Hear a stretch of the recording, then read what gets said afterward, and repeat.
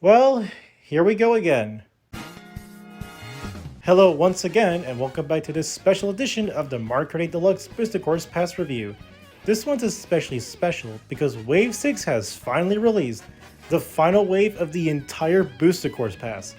It's been a good year witnessing the entirety of this DLC, from good to bad. It's kind of astonishing looking back at the first wave, back when we had no idea of what's to come, or really any doubts of this DLC being good. But to see the DLC improve as each wave gets released is a marvel in itself, even more so with a few new additions like custom items and even brand new characters starting with Wave 4. But I'm just spouting exposition, and with Wave 6 right in front of us, it's finally time to cross that finish line and see if Wave 6 is a proper send-off to Mario Kart 8 as a whole.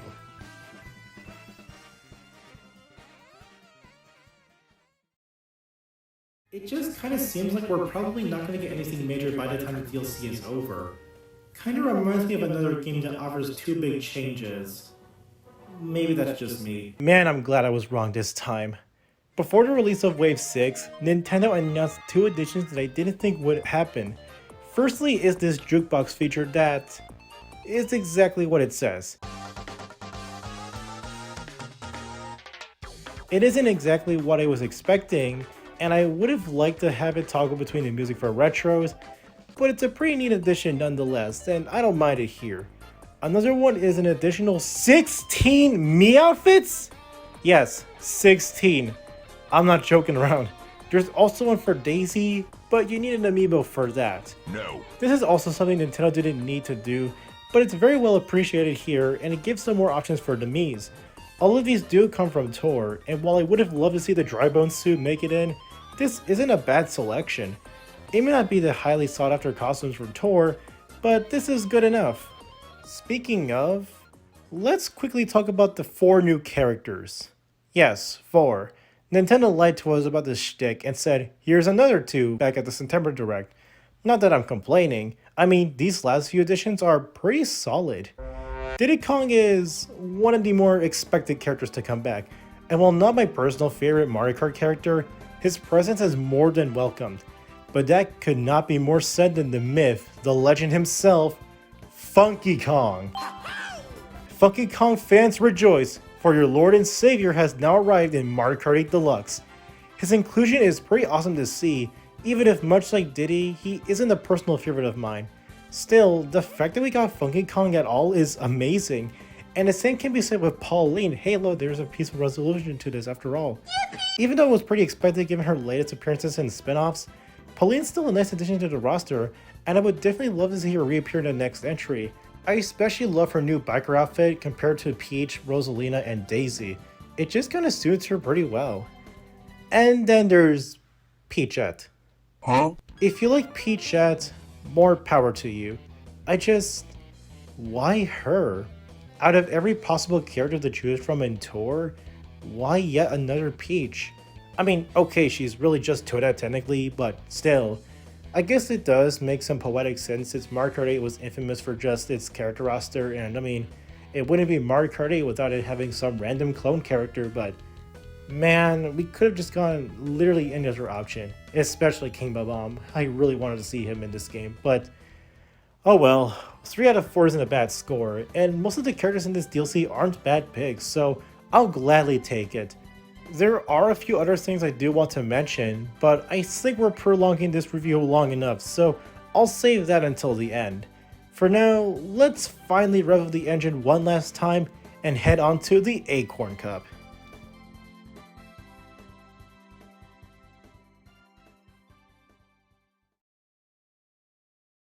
We start the Acorn Cup on a trip to Italy, arriving at Rome Avanti. I'll be real and say that initially, I was pleasantly surprised by Rome Avanti back when it debuted in the Night Tour, but as I saw and played more of it, the less impressed I became, with the third version just really being the only one I really liked out of the 3. Based on the previews prior to this, I was worried that it would carry the same issues that London Loop and Amsterdam Drift had, with the former being this general atmosphere feeling samey, and the latter having some bizarre methods in the transition to the next variant. But were my nightmares becoming a reality? Let's find out.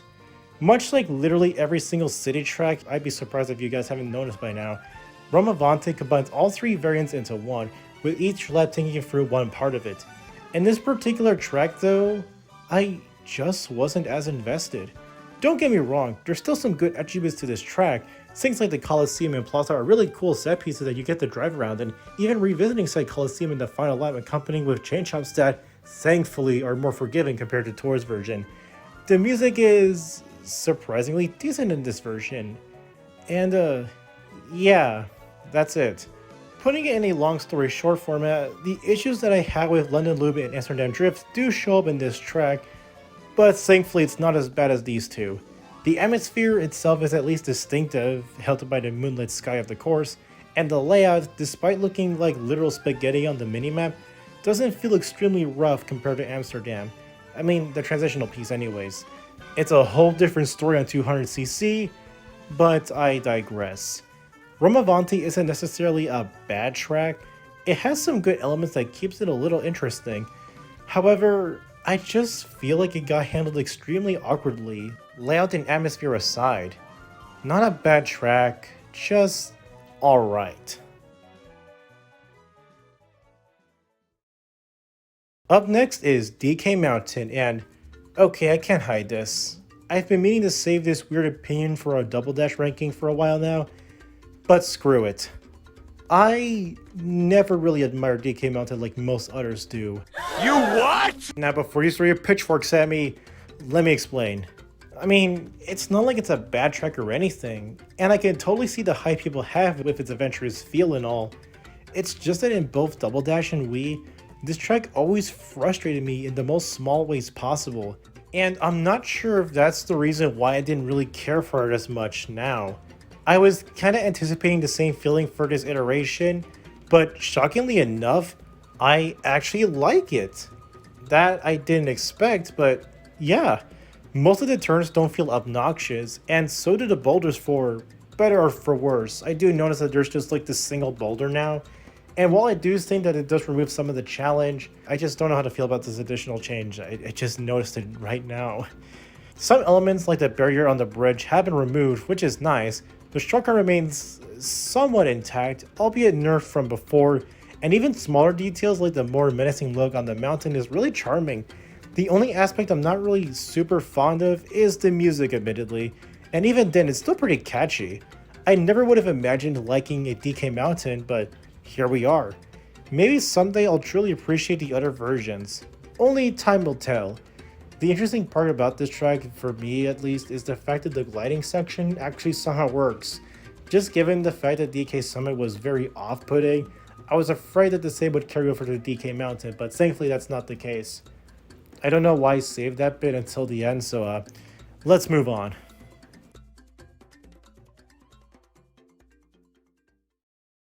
Moving past DK Mountain, we have my absolute favorite circuit track in the series, Daisy's Circuit. When this track was first revealed in the September Direct, I was both surprised and somewhat disappointed. Surprised in the sense that one of my favorite tracks made it into the DLC, but disappointed at the fact that this is another circuit track fellow content creator Albert Boris predicted right. Oh god, one of these days he'll predict Yoshi falls into Mario Kart 9. Anyways, given how I loved the original back in Wii, how is it here? It's largely the same as it's always been, albeit with a few smaller changes on top of it being based on the Tour model. These changes though are really mixed. I like the addition of the boost panels near the end. The added cutout near the shortcut is a little unnecessary, but there is a glider now, so that's cool. And then there's this random odd ramp that doesn't cover the whole road and it just felt out of place. Mixed set of changes overall, but the atmosphere is still pretty lovely and the music is pretty nice to listen to as well, though I still prefer the original by a margin. Overall, Daisy's Circuit is still a pretty enjoyable course to drive around in, but the few changes it got were either not as significant or just unnecessary. Doesn't make me love it less, so that's a win in my book, I guess. Still though, even as a Daisy Circuit fan, I will agree that this track really shouldn't have been in the DLC given that it's a circuit, but oh well, what can you do?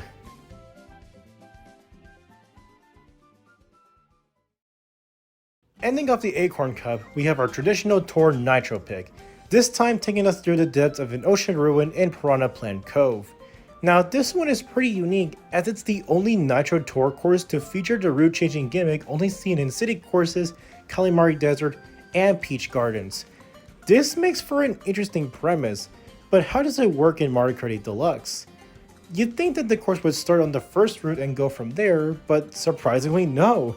Instead, you start off at Piranha Cove 2, driving through a tropical section before plunging down into the waters and making it through the ruins of 1, before finishing the race with going through a shipwreck and dodging a moray eel in 3. There's a decent amount of variety in this track, and combined with the stellar looking visuals, unique atmosphere, and good music that doesn't sound too different from the tour version, it all makes for a pretty easy S-tier course. But unfortunately it isn't. Despite being impressed with the overall routing and good visuals, the track itself is pretty basic for what it is, with 3 of the routes each having their own sets of drawbacks that isn't far off from how I generally feel about them in Tour. Thankfully, 8 Deluxe has water controls that aren't complete garbage, so that gets an edge. Otherwise said, this track is a pretty good way to end off the Acorn Cup. It may not be as a fantastic ender like Yoshi's Island or Squeaky Clean Sprint, but it's still a solid way to end off a cup and not disappointing or underwhelming.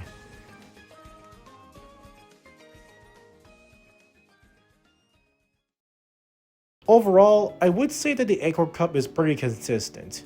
I like a good chunk of these courses, and while I'm not crazy over Roma Avanti or Daisy Circuit to an extent, I still like them enough for me to say that they're decent at most.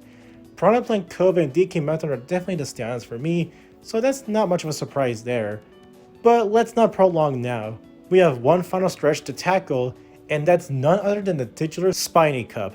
Let's cross that finish line and see if it can deliver a grand send-off.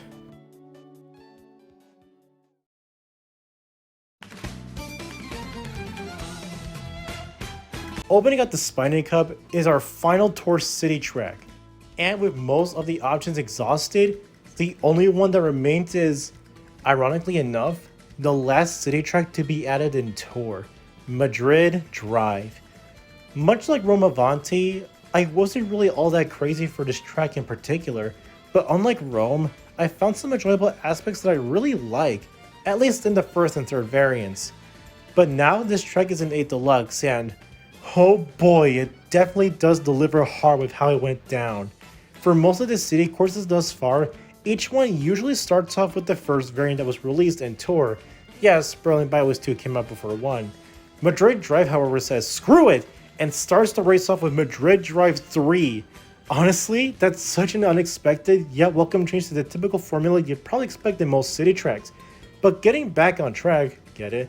You drive through a plaza that has a sleeping wiggler that soon wakes up later, a train station with a shortcut you can take, and the art museum accompanied with a change in music. All of this in lap 1. We're only scratching the surface from there, as while lap 2 is probably my least favorite part of the track, it still has some pretty cool set pieces like the market and gliding over the lake. And lap 3 takes things even further by taking us through a literal soccer stadium. Or, I guess football would be more appropriate given the region we're in. Regardless, Madrid Drive consistently surprised me more and more on my first playthrough, and I'm really glad about it. This track has everything going for it, from a very unique take on the routes to the music. Oh my god, the music. It is so freaking good. It fits that Spanish vibe so well. And while I'll continue to reminisce about the Dream of a Mexico City track, I'll gladly take this as the closest possible thing. With all that high praise, there's of course some drawbacks. Or I guess one? It's nothing too major, but it's strange how in no circumstances do you ever hear the stadium version before lap 3. You can hear it if you drive over there backwards in time trials, but in actual gameplay it's, well, impossible. The same can be said for the museum in lap 3, but I'm getting ahead of myself. Madrid Drive is a surprisingly fun track with a lot to love from it, and while I can see people not agreeing with me on this, or really any of my takes for the city tracks, I think this might be one of my favorite city courses in all of 8 Deluxe. What a grand send-off to end off all of the city courses in Mario Kart Tour. And I'm not really anticipating any of them to ever come back in the next installment, or really any of the tracks from Tour, but I'm at least glad knowing that most of them are being preserved into the Booster Course Pass, and not just deleted forever.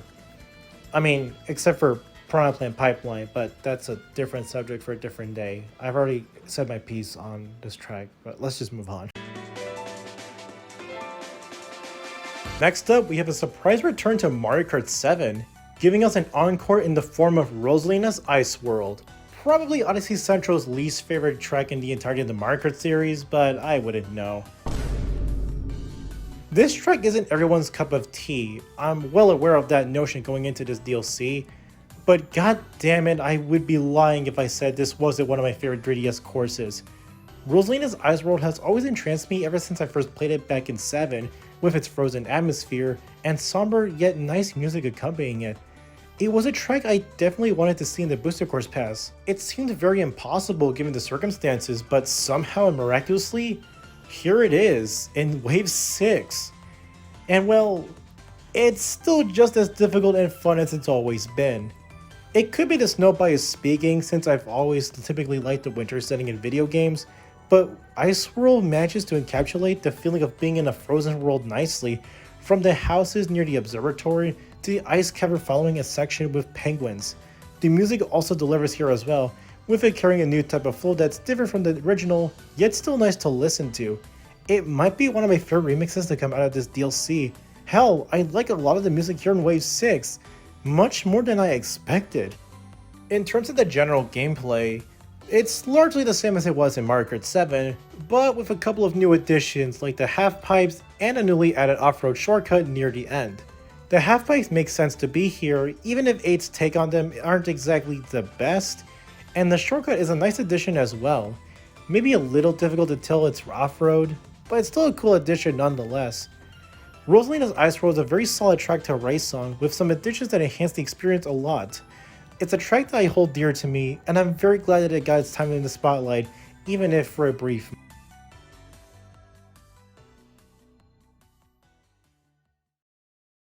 For our penultimate track of the DLC, it wouldn't be Mario Kart without an obligatory Bowser's Castle track.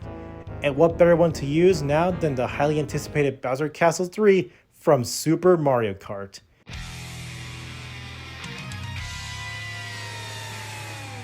This course is truly one of a kind, as it's the only SNES track out of literally every other to get the GBA treatment. And oh boy does it not disappoint. High elevation points, driving on top of walls, a goddamn U-turn in a track that has this? The devs really went all out bringing this Bowser's Castle track to justice, and it seems like the effort paid off because wow, this is actually stunning. The track looks really good, like shockingly so. It's actually almost close to the quality of Base 8, and that's not a bad thing at all. And the music, the music! See Mario Circuit 3? This is how you do an SNES remix done right. Without a doubt, my favorite one in the entire Booster Course Pass, if not at least top 3. In terms of gameplay, it's pretty solid with a couple of new additions. The biggest one is definitely the anti-gravity section, which doesn't start here, but rather right after you start the race via the ramp. It's such an intense way to start, and it keeps on going forward with a 3-way split that, yes, you can also drive on top of the walls here, bone plants, and even a chance to trick off the swamps near the end. While I am sad at the omission of the multiple jumping islands from the original, what we ended up getting was well worth the trade-off. SNES Bowser Castle 3 is a great track to race on, and I'm finally happy to see at least one version of Bowser's Castle in the DLC to compensate for its weird absence from the original. Even though I would have been more happy if it was GameCube's Bowser's Castle, the fact that the runner-up actually managed to get into this game is pretty impressive. Pat yourselves on the back, devs. You've truly made SNES Bowser Castle a worthwhile addition.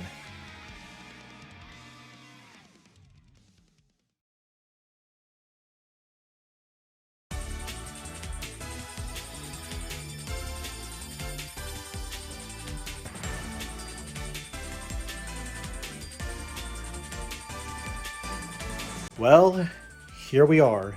The final track of the Booster Course Pass, the final track of Mario Kart 8 as a whole, the ever iconic Rainbow Road from Mario Kart Wii. I have to say, seeing it appear in Tour at the start of the year gave hope that this would be the final track to end off the Booster Course Pass.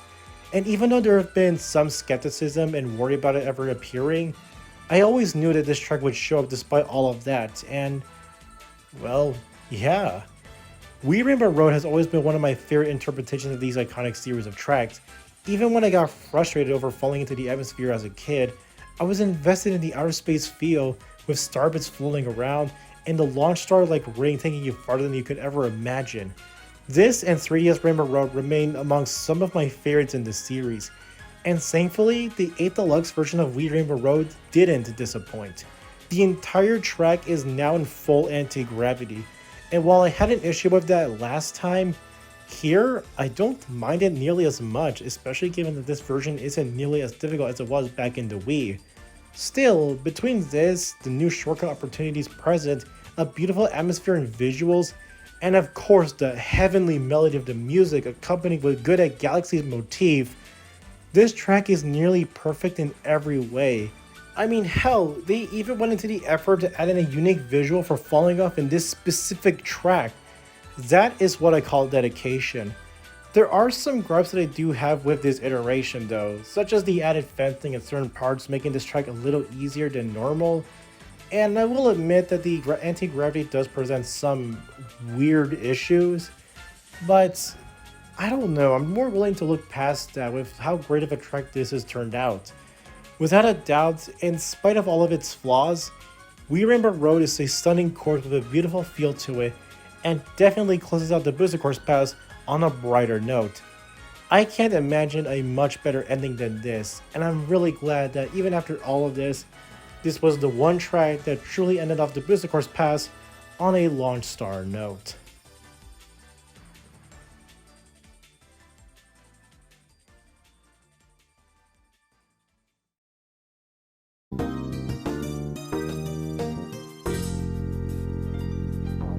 And with that, concludes the Spiny Cup. This cup easily has some of my favorite sets of tracks in the whole DLC, as I really did enjoy all the tracks included. It might be too early to say this, but it easily rivals the Feather Cup in being my absolute favorite cup in not just this DLC, but in all of Mario Kart 8 Deluxe. What a grand send-off to the Booster Course Pass. And with all of those said, we finally made it to the end of this review.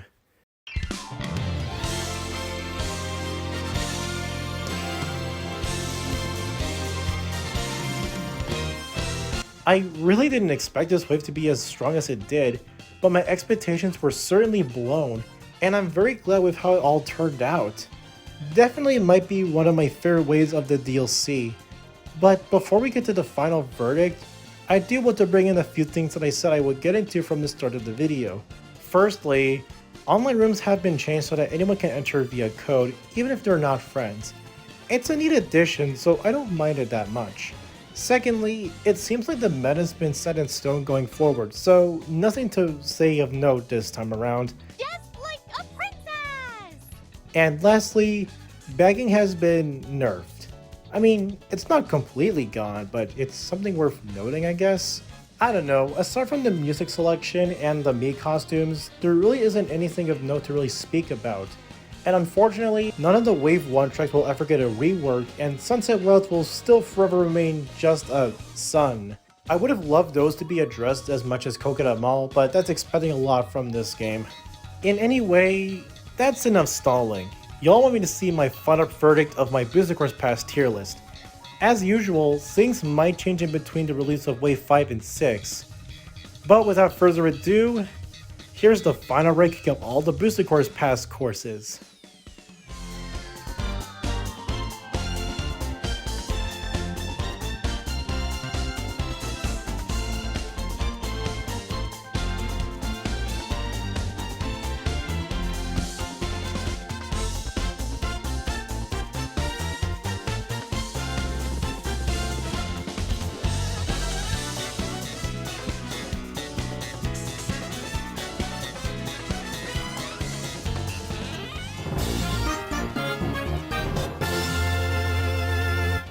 Keep in mind that all of this is my personal opinion. If you like a track that I don't like, that's completely fine, I respect that. But with everything out of the way, we finally reached the end of this video. It has been a long ride seeing Mario Kart 8 going from what it was back on the Wii U to what it is now in 2023. I've been playing through this game since I was a kid, and seeing it evolve from the DLC it had on the Wii U to it getting re-released on the Switch and getting its own DLC 5 years afterwards, it's such an experience that I can't believe was all real. I was initially kind of annoyed that we had to wait even longer for the next Mario Kart entry, but with the content that we've been getting, I really didn't mind it as much, especially on the entourage of people that were just against the Booster Course Pass, especially during Wave 1's release. This game may not mean a lot to me compared to DS, Wii, and 7, but this game is truly one of a kind, and I really wouldn't have it any other way. From rough beginnings to surprises we didn't expect, all the way over the Rainbow Road and through the finish line, Mario Kart 8 is officially over now, and the future has never been more brighter than ever. While we won't be getting the next Mario Kart entry up until probably the next system, what's in store for the future of the Mario Kart series is a really exciting one that I haven't felt in so long. But that's my take for it. Let me know down in the comments on how you feel about Wave 6, and with all that being said, thank you all so much for watching, not only for this series of reviews, but just for this video in general. And I have nothing more to say than thank you for 9 years of exciting races, Mario Kart 8, but it's time to move forward. Remember that Stu and I care about you. Thank you for everything once again.